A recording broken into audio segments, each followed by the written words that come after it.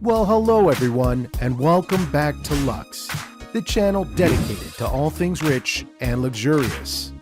From players who lost a lot, to many who lost it all in terrible fashions. Join me as I reveal to you 10 NFL players who went broke. First, make sure to give this video a like and subscribe to the channel. If you're already subscribed to the channel, make sure you turn on notifications as we are releasing new videos. Number 10. Bernie Kosar. Bernie Kosar was a former Cleveland Browns star quarterback, and one of the last good things to happen to the Browns, if we're being honest. He led the team to the AFC Championship game many times, and though they never made it to the Super Bowl, it wasn't for lack of trying. And yet, despite a lot of success, he managed to lose all his money after his career had ended due to a series of very bad decisions. Throughout his playing days, he earned around $19 million, all said. But since he left the league in 1996, he has put himself into several bad situations that have drained his bank account and put his estate deep into the red. He got gypped by his financial advisors, got cleaned out by an ex-wife in a nasty divorce, made some bad real estate investments, and got way behind on taxes and loans. By 2009, Kosar had a mere $44 to his name, a $1,175 monthly income, $9.2 million in assets, and $18.9 million in debt, which forced him to declare bankruptcy.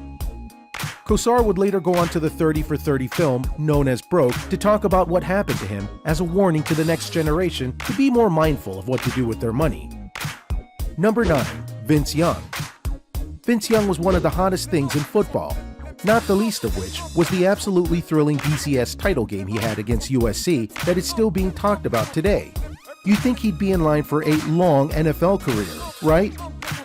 But after being drafted in the first round by the Tennessee Titans in 2006, Young's career ended after 6 undistinguished seasons. He made headlines a few years ago for struggling financially, despite earning around $26 million in the NFL. In 2014, he declared bankruptcy after racking up as much as $10 million in debt with as little as $500,001 in assets. That's quite the massive drop. But that's not all. Not by a long shot. Young didn't just suffer from one major investment gone wrong.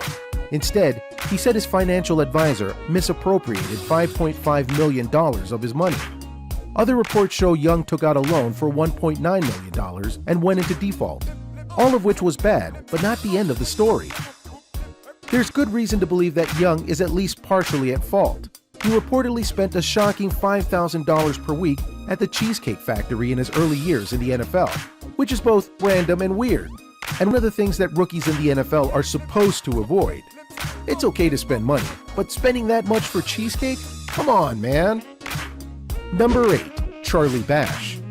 Before he had even retired from the NFL, Pittsburgh Steelers backup quarterback Charlie Bash was tossing bucket loads of cash here and there, trying to strike it rich in the real estate business. Honestly, it would have been a better use of his money than if he had bought up lavish toys and pointless belongings. But he didn't do all of the homework that he should have. That and the Great Recession screwed him. By 2011, it was revealed that Bash's assets were worth around $2.3 million, but his debts had soared to nearly 4 times that amount. He was defaulting on loans and lost a slew of properties because he couldn't pay the mortgage. As a result, he, like Kosar, had to file for bankruptcy, and he nearly even lost his Super Bowl rings he had won with the Steelers. Trust me when I say that while having all of these financial issues is bad, having to lose the rings you work so hard for, that would have been much worse. The lesson here is, if you want to invest in something, please do your homework. Number 7. Luther Ellis. Defensive lineman Luther Ellis made at least $11 million during his 1995 to 2003 career with the Detroit Lions, which on the whole isn't too bad for a career during those times. But the 2-time Pro Bowler fell on hard times after he left the NFL, ended up in bankruptcy court in 2010. Ellis said he received financial education from his team and the league, but admitted he ignored the advice and made bad choices, including overspending and poor investments, which caused his fortune to go up in smoke. Eventually, Ellis, who was known for his charitable endeavors as a player, had to turn to local churches for help, paying his bills and feeding his family of 11 children. The Lions did a good job. They put on financial programs that we had to attend, talking about investing and saving money. gave statistics on how many of us would be broke. Ellis told the Associated Press in 2010. Guys were saying, "It's not going to be me. I'm too smart for that. And here I am, one of those guys," he said. Ellis is definitely one of those cases of arrogance getting the best of you. And that's why the NFL as a whole now has camps to help rookies and new players get their heads on straight with finances so they don't end up like Ellis or others on this list. Number 6. Travis Henry. Travis Henry is a Pro Bowler who spent time with the Buffalo Bills, Tennessee Titans, and Denver Broncos. He is also a player who struggled to manage his finances, especially when it comes to paying child support, which, if we're being honest here, is just bad to do. Henry reportedly has 9 children with 9 different mothers. No jokes, please. Some of whom were born within months of each other.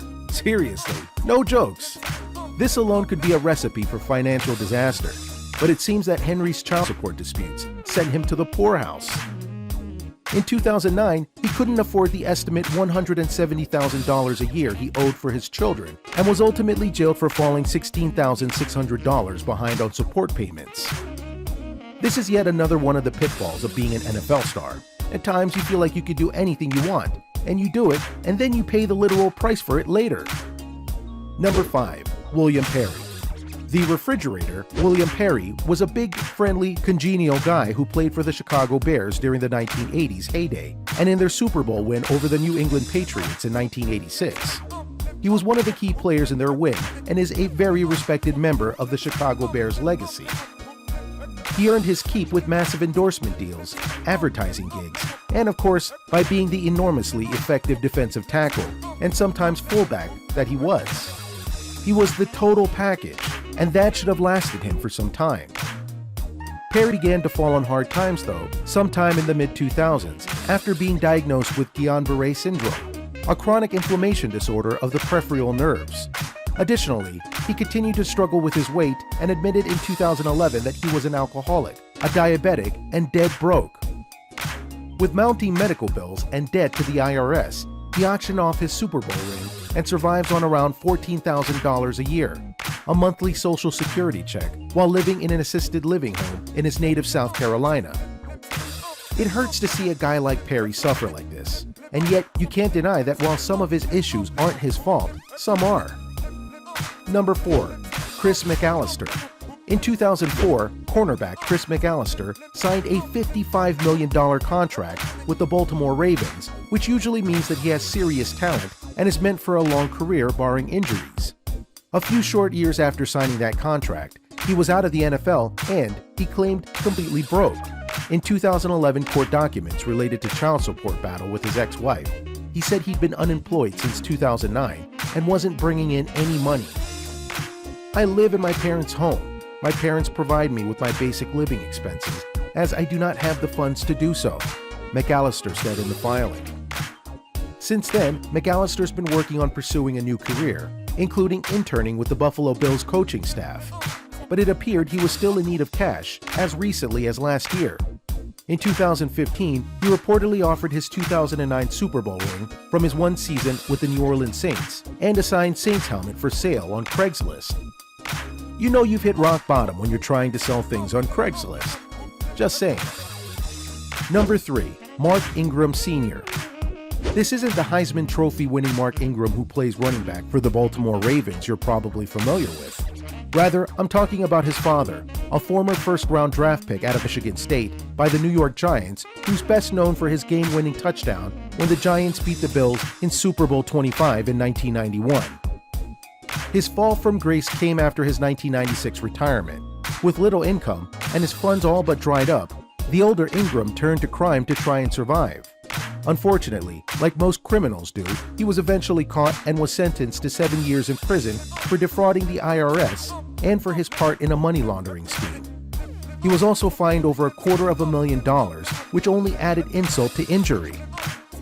While he's no doubt proud of the success that his son has had in the NFL, including having a 1,000-yard rushing season with the Ravens in 2019, you have to wonder how his son feels about the path his father took. Then again, you could argue that this story will be the ultimate deterrent for Mark Ingram Jr. to not follow his dad's footsteps.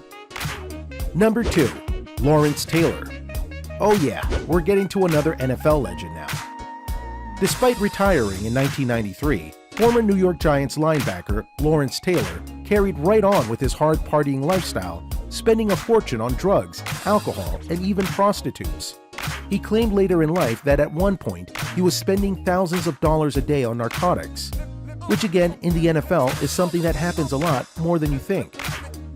He also lost a lot of money when his company, All Pro Products, lost all of its value on the market. And to make things worse, Taylor pleaded guilty in 1997 to tax evasion and was sentenced to house arrest, probation, and community service. After trying out the film industry and starting another company, it seemed Taylor was back on his feet. But in 2009, he filed for bankruptcy, got arrested for leaving the scene of an accident, and then got himself to even more trouble the following year for engaging in sexual acts with a minor. In short, Taylor went from hero to zero and stayed there. And while many will still praise his career in the NFL for various and justified reasons, outside of the NFL, not so much. Number 1. JaMarcus Russell. If ever there was a model for how not to handle your newfound fortune and fame, JaMarcus Russell would be the poster boy. Beyond the fact that he is easily one of the biggest draft busts in the history of the league, Russell was an absolute train wreck when it came to the decisions he made off the field. He was the first overall draft pick by the Raiders in 2007 and signed a massive $61 million contract, but as soon as the money started rolling in, Russell basically stopped trying, though he certainly kept spending. Hint, that's not a good combination. The Raiders ended up releasing him in 2010, and not long after, he found himself in trouble when caught with an unprescribed codeine. Quickly falling on hard times and unable to pay for his massive Oakland mansion, Russell fell way behind on his mortgage, and in desperation, wrote to all 32 team owners offering to play for free. Not a single team accepted that offer. Ironically enough, not long after Russell's draft class, the NFL revised the rules of rookie contracts so that they couldn't make above a certain level if they were drafted high up to try and prevent things like this from happening. So what do you think? What do you think of these NFL players who went broke? Can you believe some of the names on this list and the amount of money they lost? Which of them do you think was the dumbest in how they spent their money? Let me know in the comments below. Be sure to subscribe, and thank you for watching Lux, the channel dedicated to all things rich and luxurious. If you like this video, make sure you check out some of our other videos, and to be notified when we release new videos, make sure you like, subscribe, and turn on notifications. Until next time.